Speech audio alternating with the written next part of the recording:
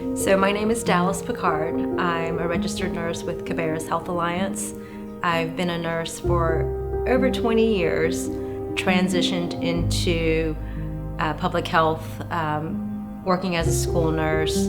I worked 7 years in a middle school in Kannapolis and then transitioned to elementary when my daughter transitioned into middle school. So I've been at Charles E. Boger Elementary for 6 school years. At Boger, we had approximately 20 plus kids that received a backpack of food on Fridays to go home to supplement food for the weekend until they came back to school. When Cabarrus County Schools and the other school systems around decided to close schools because of the pandemic, I was getting calls and questions from both the parents and the students about what are we going to do, what's going to happen.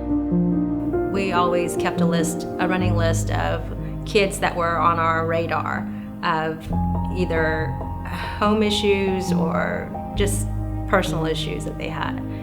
Come to find out, a lot of them, it wasn't a priority to get the children to their online learning. Their priority was, how am I going to feed my child? When schools closed, school nurses were sort of displaced. There were options to volunteer for assignments that were outside of our norm. One of the assignments that I took was to volunteer here at CFA and then realized that the cornfield market existed and the mass amount of foods that was distributed among Cabarrus County residents.